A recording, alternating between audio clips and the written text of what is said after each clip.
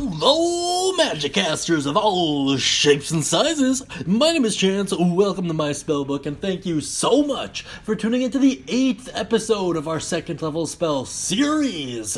Today we're going to be talking about one of the most okay defensive spells out there, at least that we've covered thus far on the channel. Today we're going to be talking about Barkskin, which is pretty much exactly what it sounds like in a weird way. It is usable by the Druid and the Ranger, which makes sense from a thematic standpoint, and it is found in the good old Player's Handbook. To be honest, this spell has been a staple of D&D for quite some time. Quite some time indeed. It's one of the kind of OG spells around. In any case, with that being said, let's actually take a look at the mechanics and kind of flesh this out a little bit. So your cast time is the standard 1 action, pretty good so far. The range is touch, which is great for a defensive spell, because it kind of means you can apply it to other people. The duration is 1 hour, and it's concentration. That's the part I don't like. I'll get into why that is in a little bit.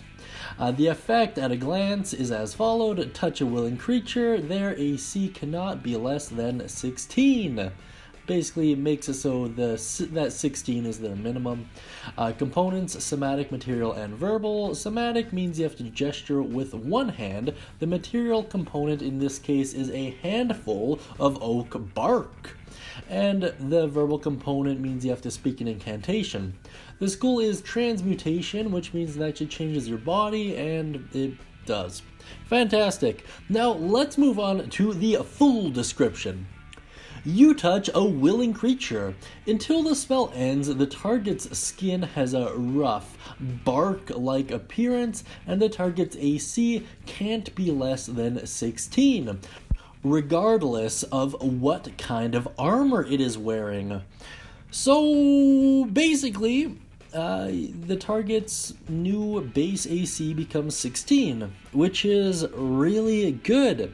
The thing I really don't like about this spell is, once again, that's its concentration. So if you cast this on yourself, it's kind of counterintuitive in a couple ways. So firstly, it boosts your AC, which is good, but if you get hit, you lose that benefit, which is not good. Also, it takes up your concentration, which means you lose access to some of the best spells in the game. As a trade-off, to be honest, I really don't 100% see the upside. It does have a ton of use. The fact that you can cast it on other people makes it pretty valuable to certain builds. Personally, I kind of think in a lot of ways mage armor might be a little bit better, but that's just my personal thoughts. And you're more than welcome to have a differing opinion. You really are. That being said, though, let's move on to some alternative uses.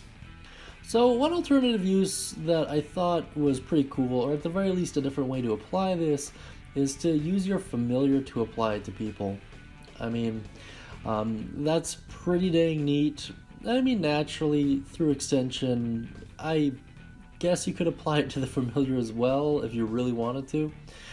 And this one's a little bit hinky, but I would probably allow them to hide with advantage in kind of forests while this was applied. It's kind of camouflage when you really think about it. So that's my ruling. It's not their rules as written, but it makes logical sense. And naturally, you could definitely use this to cast on squishier NPCs, or characters, or important NPCs for that matter. So there's that to it as well. So it's not terrible, I just think it's laid out pretty weird in terms of a defensive spell. In any case, if you have any alternative uses, ideas, or stories, please put it down beneath in the comment section. I really appreciate it. And I'd like to take a quick moment to thank our patrons: Marcos G. Guzman Jr., Reina, Tanner Frazier, Kenny Garcia, Bruce T, Tato Seal, Spider-Man and his amazing friends. Thank you so much for the support, guys. I really appreciate it. And if you'd like to chat with us and many more viewers, please check out the daily live streams from 10 p.m. to 11 p.m. Mountain Standard Time. We do them almost every day. Every once in a while life gets in the way, but for the most part we're pretty dang consistent. And if you like that cool hand-drawn Warforged and you like your own hand-drawn D&D picture, please check out our Patreon videos to figure out exactly how that's done. Thank you so much for your time, guys. I really do appreciate it. I hope you all have a wonderful day, and as always, happy casting.